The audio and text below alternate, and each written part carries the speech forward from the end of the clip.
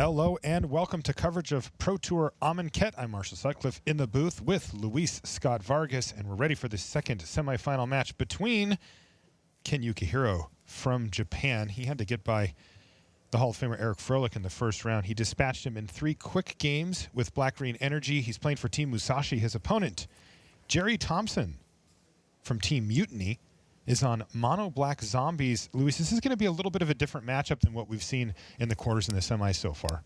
Definitely. Both players are playing aggressive decks that have a lot of creatures on the ground and are able to build out boards of creatures that are smaller than 10/10. So it is very different than any match featuring Ulamog.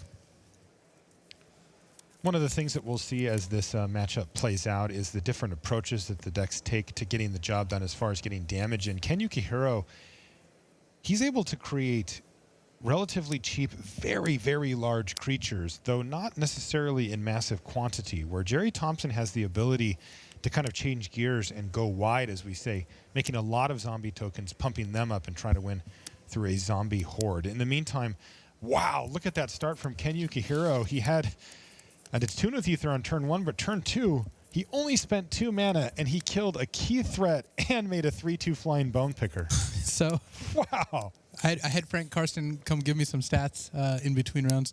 Do you know how many bone pickers were registered in the Pro Tour? How many? 4. What, they're all here? They're all here. Ken had a bone to pick with the rest of the field, and it looks like he was right. Wow.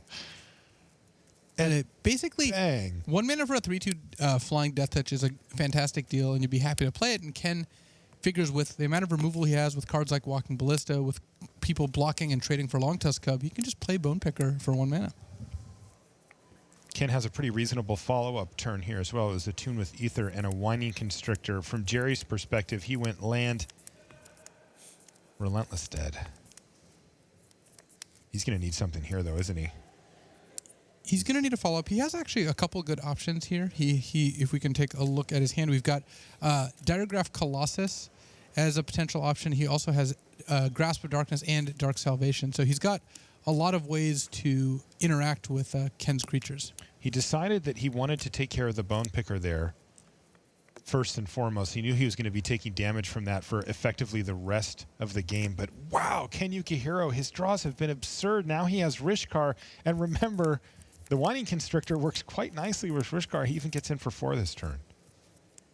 And Ken ends up with a 4/4 and a 4/5. Gerry does have Grasp of Darkness, though, so he can go ahead and grasp Rishkar down if he so desires.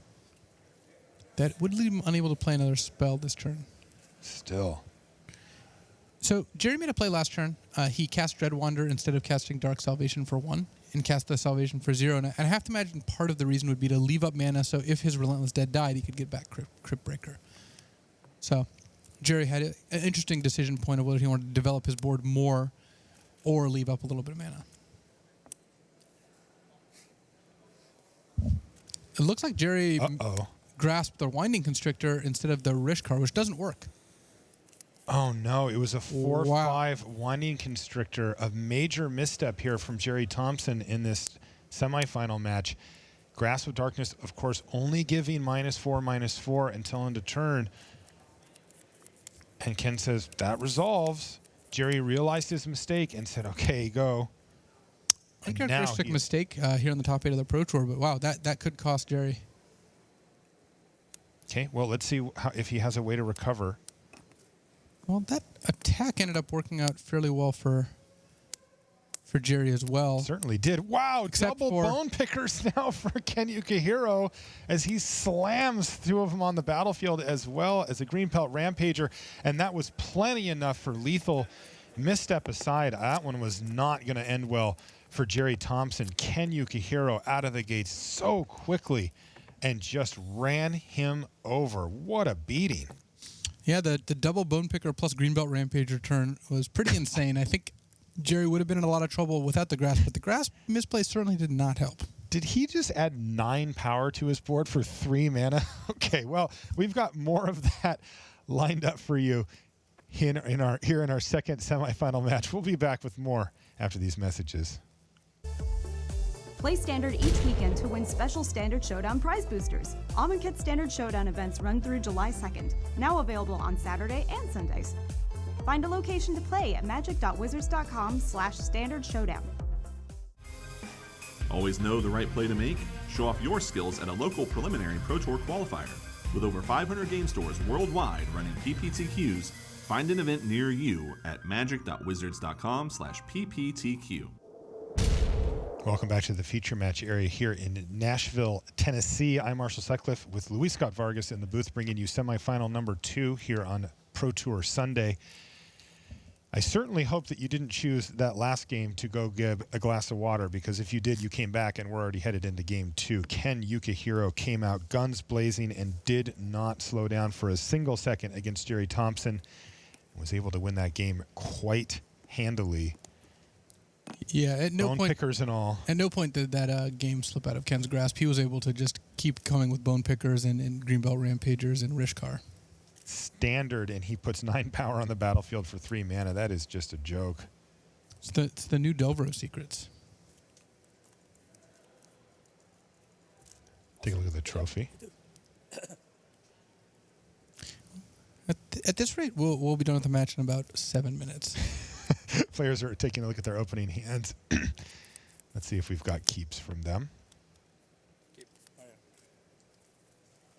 And we do have a mulligan. While we let Ken decide if he wants to keep his next hand, let's take a look at Crypt Breaker, a card that had seen a little bit of a flash here and there in Standard, but now seems to have really found a home in these zombie decks.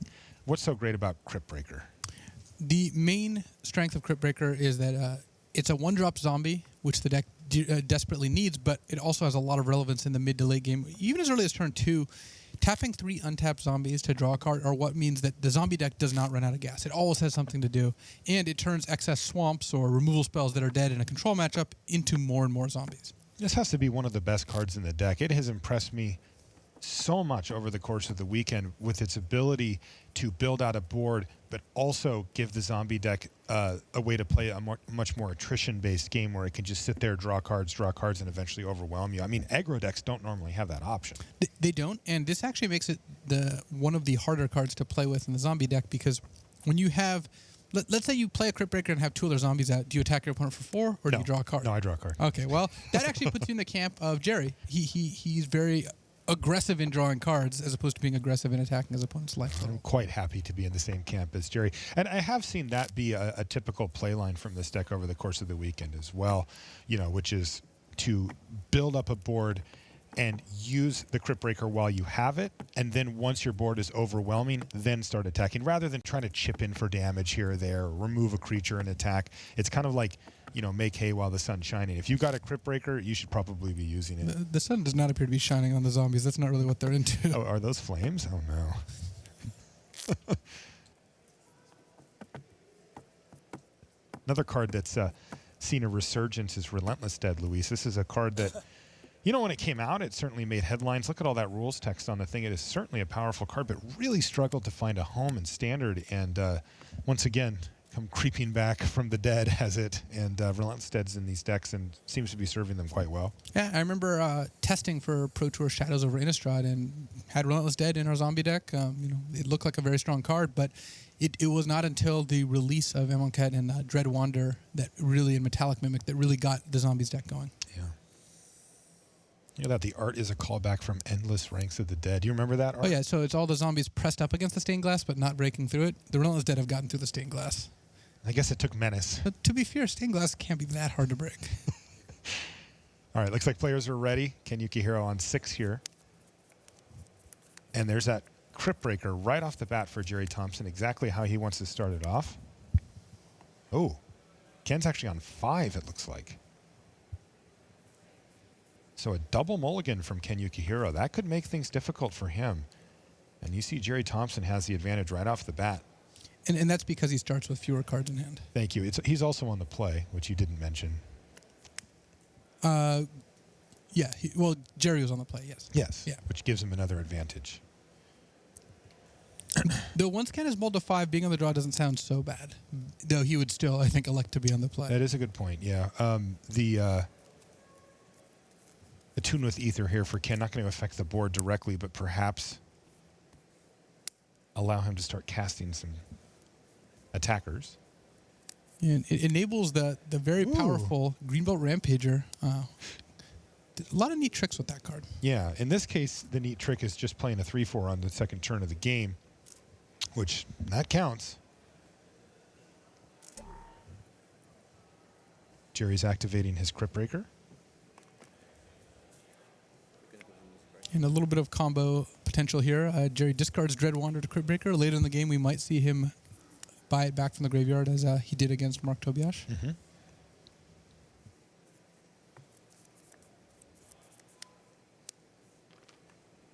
Wow, even more of a combo. By discarding Dreadwander, it means his Diregraph Colossus comes in as a 3-3 on turn 3. Now, this combo is looking quite nice for Gerry Thompson as he passes the turn back, ready to activate Crypt Breaker, but Walking Ballista is going to keep that activation to just 1 here. Gerry still got a 2-for-1 there. He traded Crypt Breaker for Walking Ballista, drew a card, and given that Ken mulliganed to 5, that makes things a lot harder. Jeez, but Fatal Push as well is going to take down the Diregraph Colossus, and after that attack, Ken all of a sudden is the one who's ahead on board. He's got a 3-4 facing down just a 2-2 zombie, but we still have to consider the cards in hand as well, as Gerry Thompson has a very nice hand going. Let's take a look at that. Oh, yeah. He's got business. He's going to just start off with a Diregraph Colossus, but Grasp of Darkness and a pair of Dark Salvation could really do serious work against Ken. That elephant has some moves, did you? I did see that move. Bone Picker for the full amount. Doesn't look quite as exciting as we saw in the first game, but hey, he'll take it. It is Death Touch. It can trade or start attacking in the air.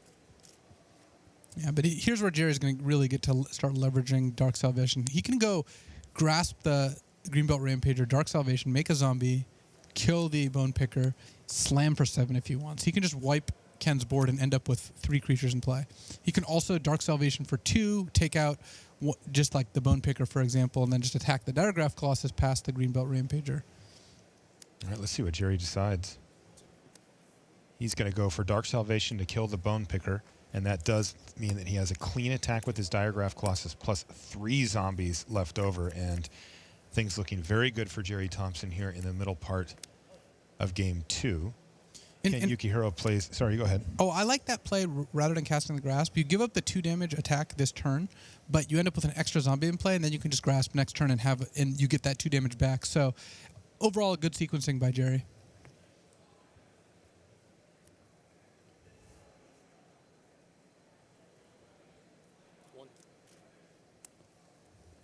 And once again, he's going to deploy his removal spells, and Ken Yukuhiro says, all right, I've seen enough. That Grasp was much more effective, yeah. And that elephant could not backflip out of the way of Dark Salvation. So Gerry Thompson equalizes. He is 1 game apiece. Now, of course, that means that we're playing a best 3 out of 5 here, Luis, and with the first 2 games out of the way, the players are now free to consult their sideboards. But before that, we have some messages for you. We'll be back right after that.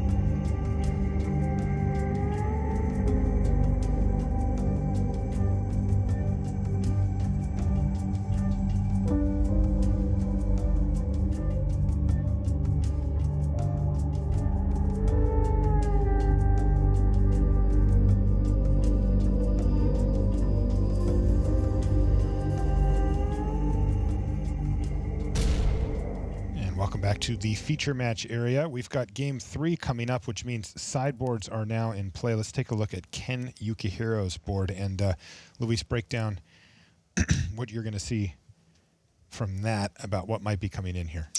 Ken is actually pretty light in this matchup. His board is more biased towards control decks and combo decks. So, yeah, he's got a Grasp of Darkness. He's got maybe some Blossoming Defenses to stop Gerry's removal spell. Heart of Kiran also potentially to fly over Gerry's mostly ground creatures. But for the most part, Ken's not drastically changing his deck. And I don't think that Ken is as happy with his sideboarding options as Gerry will be once we go ahead and take a look at his sideboard. Let's do that right now. Gerry, on the other hand, has 2 copies of Aethersphere Harvester, which offers a flyer, again, critical. Can trade for a Bone Picker, but it can also just get in for some lifelink damage. Another Grasp of Darkness. Gonti, Lord of Luxury, which is very effective against cards like Longtusk Cub. Ken has these like 5/5 attacking ground creatures. Gonti has Death Touch. Gonti will trade and then look at Ken's top 4 cards and pick whatever the best one is. Gerry gets to cast that card later. So pretty interesting to see how these match up. But I like Gerry's board plan more than Ken's. Okay. Both players are tied at a game apiece, so we're back to your more traditional best 2 out of 3 here to finish, though all the games will be played with sideboards. And it looks like we're ready for game number 3. Gerry had a bit of a rough go in game number 1. He really ran over. Ken Yukuhiro had a fantastic draw. Gerry didn't help his cause by making a mental error there in the middle either. But he recovered and managed to take game number 2. Even though we will occasionally see players in this top 8 make mistakes, as I'm sure we've seen, I would not expect them to be affected by it in the sense that Gerry will make that mistake and he'll move on and he'll play as well as he needs to past that. These players are not going to dwell. Right. Gerry very clearly signaling a removal spell here. It's highly implausible that he could have any draw that involves no 2-drop zombies. Right. No 1 or 2-drop zombies would be a mulligan for the most part. So he's going to go ahead and use Grasp of Darkness to kill the Walking Ballista there before it can pick up another counter from Rishkar. Rishkar does resolve, though, and comes down as a 3/3 that can make mana. Lord of the Accursed for Gerry Thompson. Fine magic card. Doesn't match up particularly well with the board. Ken's going to attack for 3. Knock Gerry down to 16 and pass the turn back. So Gerry's advantage is growing each turn as Gerry draws another spell and Ken is on mostly lands.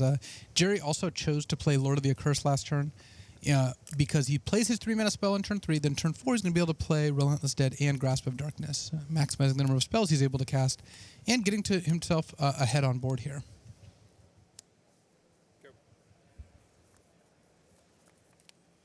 And he may be waiting for Ken's upkeep to cast Grasp, or he might be assuming Ken has no expensive cards, deciding whether or not he wants to Grasp at all. Speaking of grasping, Ken's going to use his own copy of Grasp of Darkness to kill the Lord of the Accursed.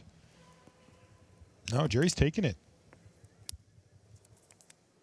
He's not going after that Rishkar. Interesting. That is interesting. Gerry has Liliana's Mastery, which is a card he's going to be pretty happy just playing out here as well. He could attack first. He also could be under the plan of leaving the Relentless Dead out with mana up so that he never has an unprotected Relentless Dead. So that would lead to him wanting to not Grasp last turn and attacking before Liliana's Mastery, despite Liliana's Mastery giving +1/+1, to incentivize Ken not to use a removal spell on the Relentless Dead first.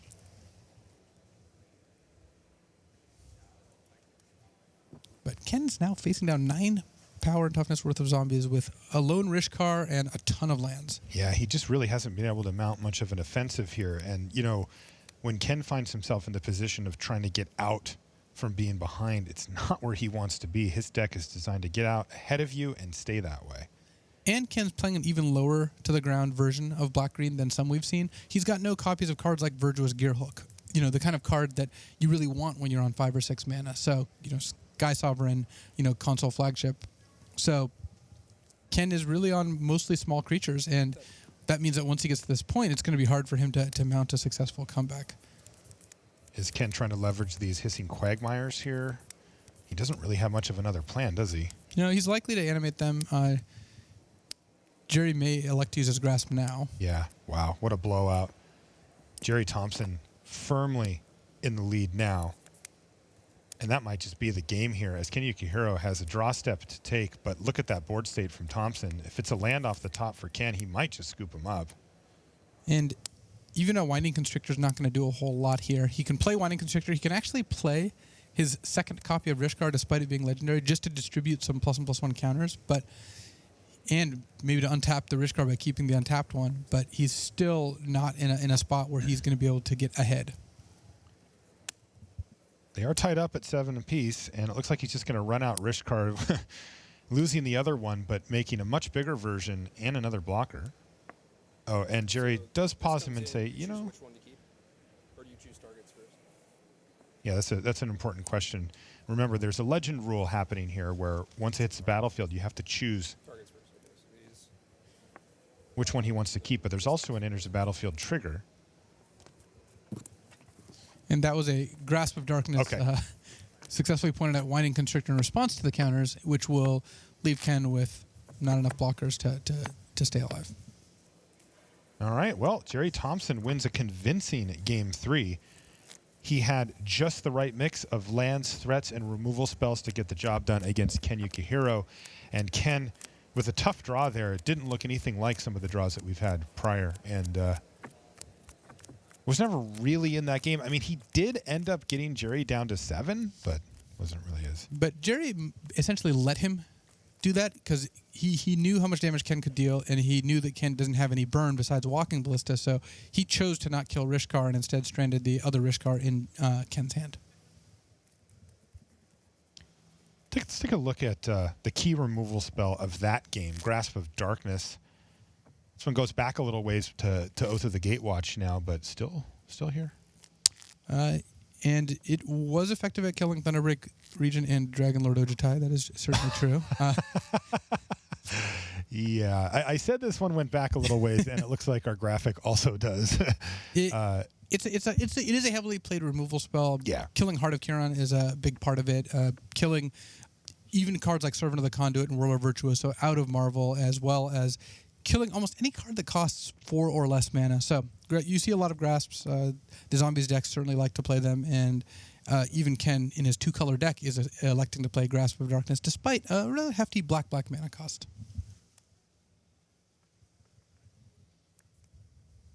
That is one efficient removal spell if you have access to the black mana, though. And the -4/-4 coming in really handy sometimes, too, on certain types of creatures that don't mind. I'm thinking some gods, maybe. Something like that. Yeah, like a Thassa, something along those lines. Not those ones. All right, we're underway here in game number 4. Gerry Thompson versus Ken Yukuhiro. Ken needs to win back-to-back games now to meet his teammate Yuya Watanabe in the finals to try to make it an all-Musashi finals. But if Gerry Thompson has anything to say about it, it's going to be Team Mutiny versus Team Musashi. And if he can win this game, Gerry, in his second Pro Tour top 8, will find himself in the finals, battling it out for a trophy. Nice little curve by Gerry. Dreadwander into Grasp on Ken's 2-drop, and he can follow up with Lord of the Accursed. Not another one. All right. Bone Picker from Ken Yukuhiro, and he was tapping lands. I noticed it was a forest a little late, but he ended up going for an attune with Ether, so he'll have to settle for just a 3/2 Death Touch flying for 1 mana So this turn. Bone Picker did change Ken's plays that turn. Normally you would not say a Fatal Push on a Dreadwander. It's just not that effective of a play because Dreadwander is kind of small and brings itself back. But Ken wanted to be able to play Bone Picker, so that was his option. Diregraph Colossus for Gerry Thompson comes in with a counter thanks to the 1 zombie in the graveyard. And there's Rishkar, so now all of a sudden the Bone Picker's hitting for 4 in the air, and this is a great start for Ken Yukuhiro.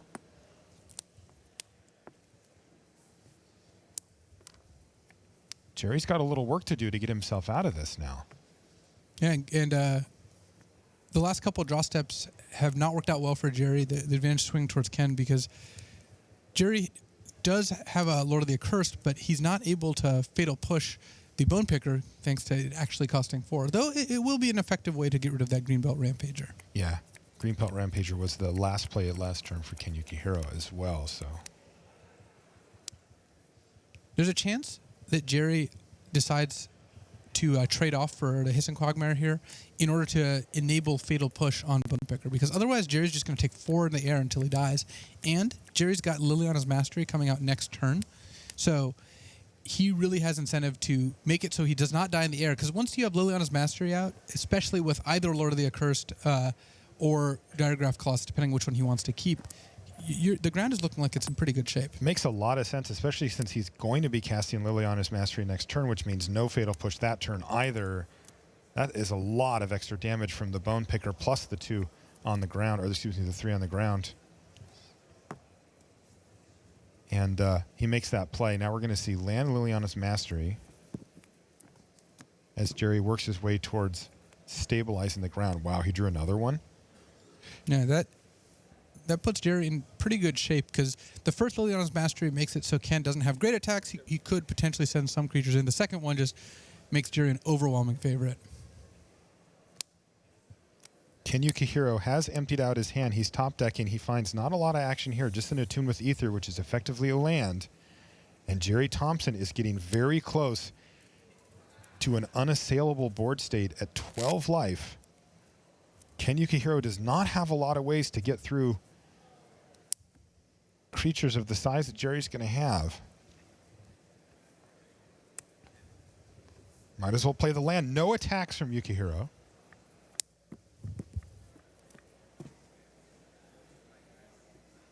Grasp of Darkness was the draw as well.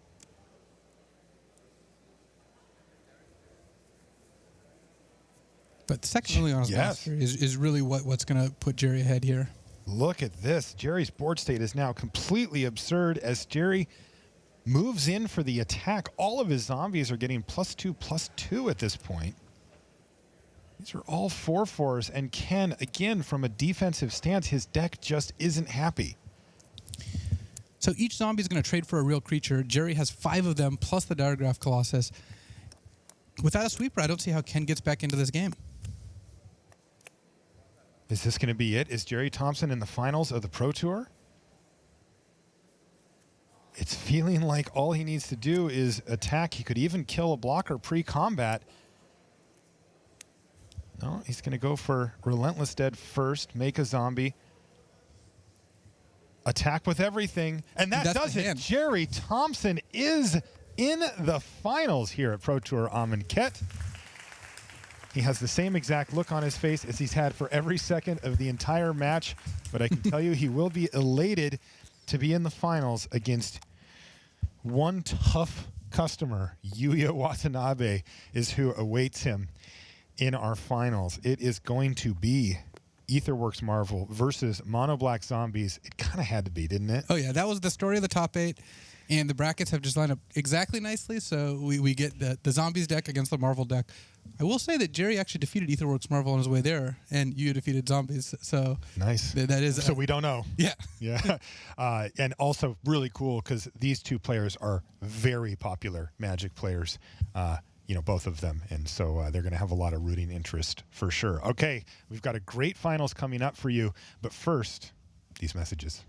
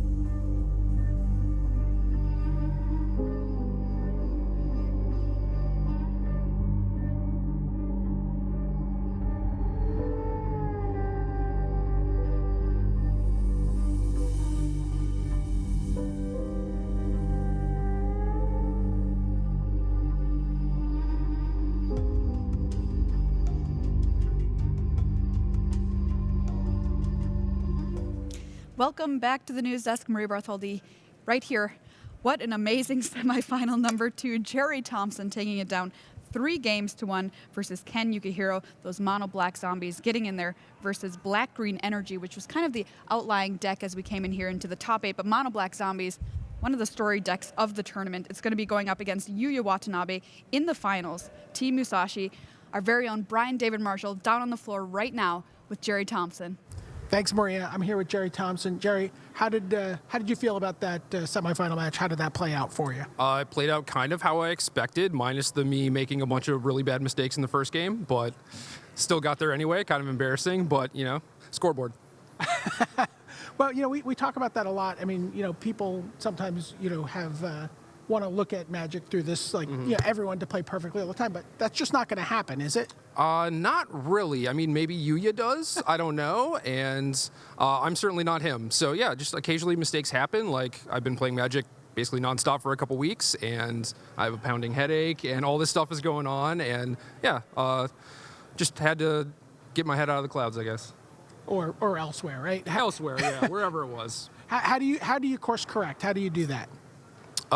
Just try not to think about it, and it's over, it's done with. You can't do anything about it, and just keep doing what I've been doing all weekend, which is, trying to play well, maybe not perfectly, but well enough. Okay, so we're heading to the finals. This is as far as you've gone at a Pro Tour. What's in store for you with this Marvel matchup? It's tough. I mean, my opponent is certainly very tough. He is like the literal end boss, right, of the Pro Tour. Like, he is one of the best. So it's going to be tough. A lot of it comes down to how quickly they get Marvel and 6 energy, whether or not they can find an Ulamog.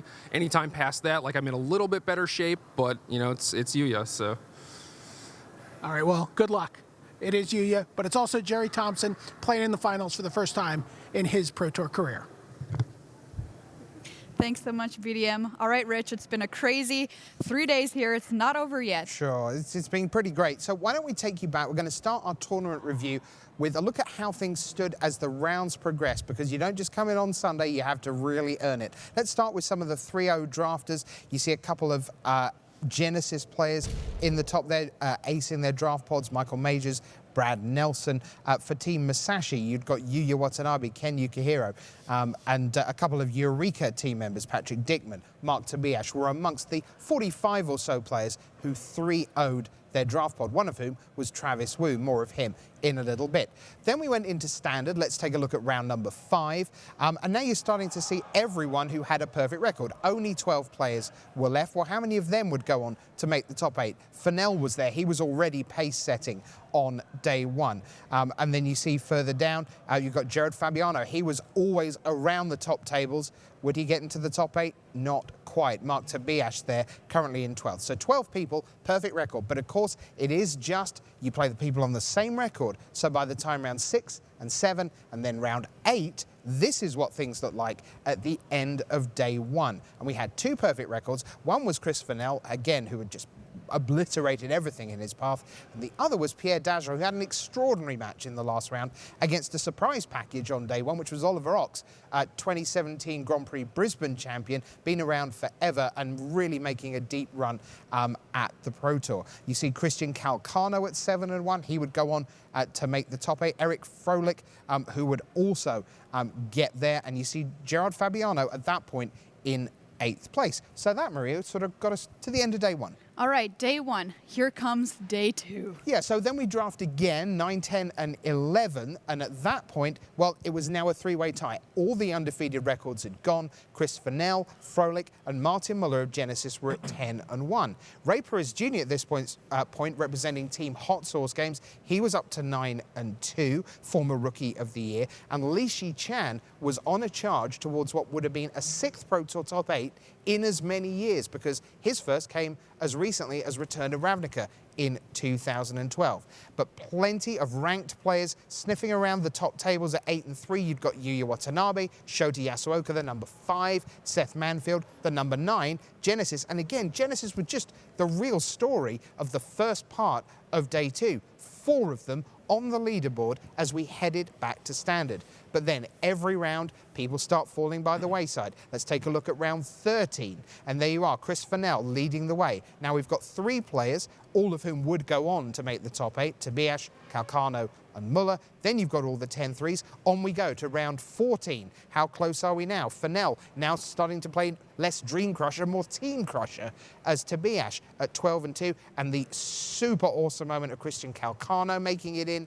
He at 12-2, just wonderfully emotional, and there was a real outpouring of empathy for that moment around the world, all over Facebook, all over Reddit, all over Twitter. It was really great to see the Magic community respond to such a genuine moment for one of the real good guys of MTG. So 2 rounds to go, now just 1 round to go as we look at round 15.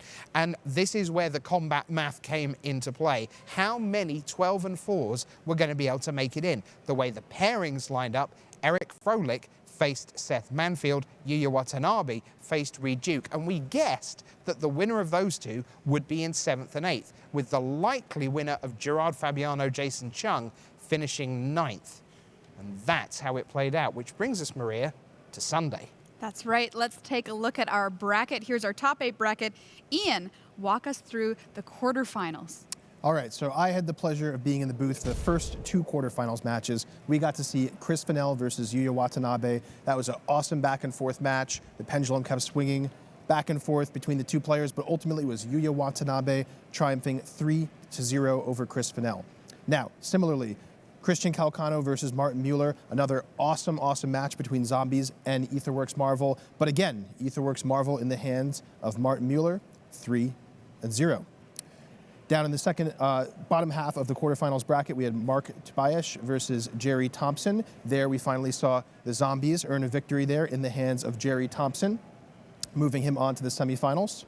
Next up, we had Ken Yukuhiro, the lone player of black-green, to make the top 8 against Eric Froelich, also on Team Aetherworks Marvel. That was a quick, very quick match, resulting in Ken Yukuhiro taking the win there and advancing to the semifinals. And there you see your semifinals bracket, Yuya Watanabe versus Martin Mueller. Marvel on Marvel. Ian, how did that play out? Yeah, this was our 1 Marvel mirror match of the top 8, and it did not disappoint. There were some very, very tense moments. Things came down to, you know, what does this player hit off of their Marvel?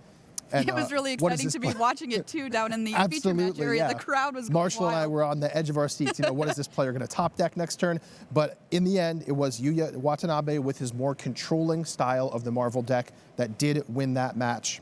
And finally, the match that we just had the pleasure of watching here, Gerry Thompson versus Ken Yukuhiro. That was also blisteringly fast. Had a bit of a back and forth there with Ken Yukuhiro taking an early game, but then Gerry Thompson rallied, came back, and won that match 3-1. So Gerry Thompson through to the finals with Mono Black Zombies. This is really interesting too because Marvel and Zombies has been the story of the tournament, and here we see them matched up for our finals. It's the perfect conclusion to the day.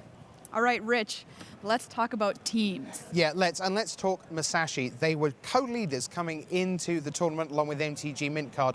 Boy, they delivered. Take a look at their standings. 13 wins, 12 wins, 11 wins, 10 wins, 9 wins, 9 wins.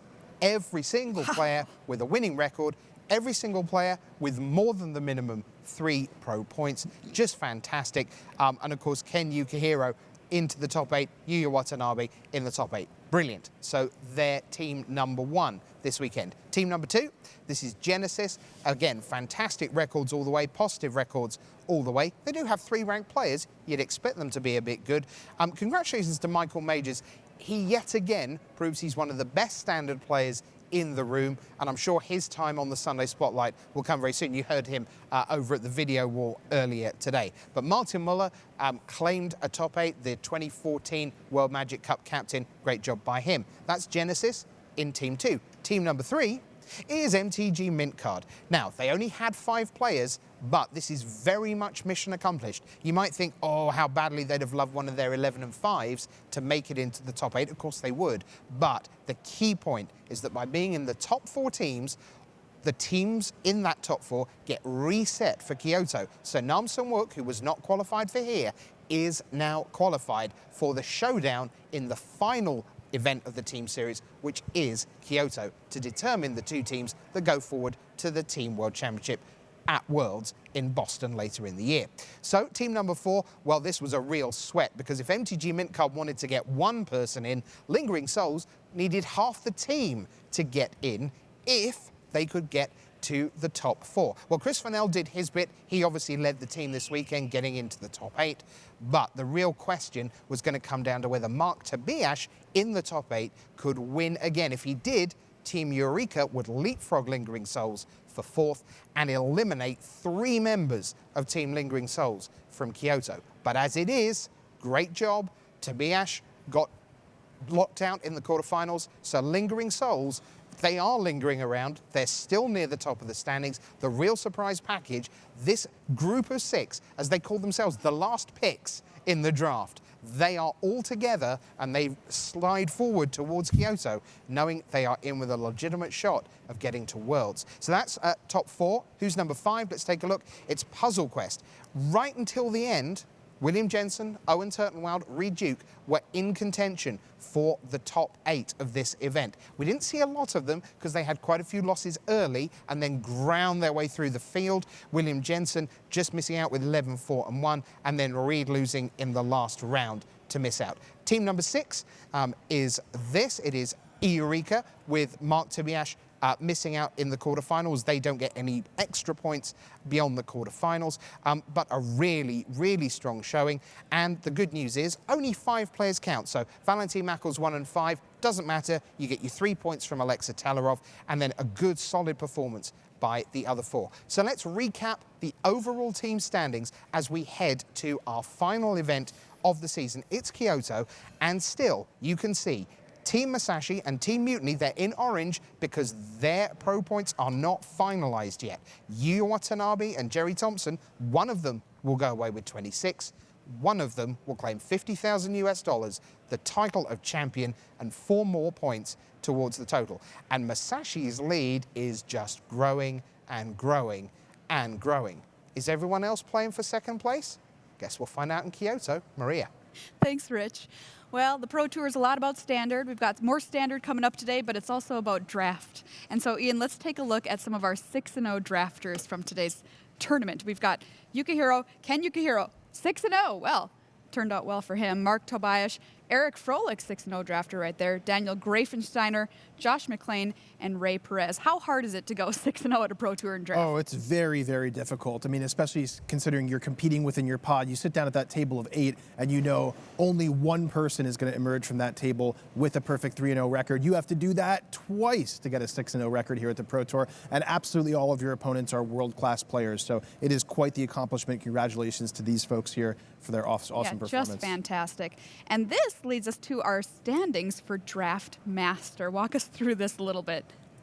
So let's see, we have Travis Wu up here in rank 1, chugging along here for sure. Martin Yuza, a player well known for his limited skills, also doing excellent here this season. He is tied with Owen Turtenwald, also at 45 points. Behind him, we have Christian Calcano, one of our top 8 competitors here today. He did some awesome stuff in draft with his 6 Slither Blade deck that we got to see earlier on. He's tied with Timothy Wu and Makis Matsoukas, all at 42 points. Rounding things out beneath them, we have a number of players tied at 39 points. Matt Nass, Donald Smith, Paulo Vitor Damaderosa, Shota Yasuoka, Martin Mueller, Kentaro Yamamoto, Mark Tobiasz, Eric Froelich, and Ken Yukuhiro, all just absolute all-star names. I recognize, consistent players in and out, and that's what this is all about. It's all about being consistent. So these players have 6 rounds yet to go of draft at Pro Tour Hour of Devastation in Kyoto, and that's what will lock up Draft Master. Here you can see Standard Master standings. Steve Haddo leads the field here at 69 points, tied with Sean McLaren. Yeah, following that up, we have Li Shitian at 67 points, Sebastian Pozo at 66, Kelvin Chu at 63, Yuya Watanabe at 61, getting ready for the finals here as we speak. Yes. Below them, Joey Manor, Reed Duke of the United States, Riku Kamagai at 60 points, and many others also tied for 60 points going down the list there. So the top 8, I want to point out, the top 8 of today does not count towards Standard Master standings. We still have 10 rounds to go. We've played 30 out of 40. Coming up, Pro Tour Hour of Devastation will decide that. All right, Rich, let's talk players. Okay, so top 5, let's take a quick look. In fact, I'll tell you what, let's just get to a very quick preview of the final. Take a look at Yuya Watanabe for you, 28-year-old player from Japan, 4 Pro Tour top 8s now to his name, Platinum Pro, of course, the Players' Championship winner in 2012. We'll take a quick look at his deck for you. Here he is. He is playing the team at Aetherworks Marvel. Ian, the very quick summary, if you would. This is the most controlling version of the Marvel deck we've seen here in the top 8. It's very spell heavy. He's got main deck counter spells. Glimmer of Genius is a card we saw do a ton of work for him here. He's going to try to grind out his opponent and eventually take the win. Okay, Maria. All right, coming up next, Gerry Thompson, a look here. Team Mutiny, age 32, Gold Pro, of course, piloting mono black zombies. Ian, tell us what this deck does. This is the streamlined version of the Zombies deck. In the pre-sided board games especially, Jerry's just going to try to curve out, get some zombies on the battlefield, pump them up, and be as aggressive as possible. All right, Ian, it's that time. Zombies, Marvel, who wins? I'm going to go with the Zombies. That's what I'm rooting for. Maria? I've got to go with zombies. All they want to do is eat your brains. Charming, the pair of them. All right, well, let's find out. It's Yuya Watanabe against Gerry Thompson for it all. It's time for the final of Pro Tour Amonkhet.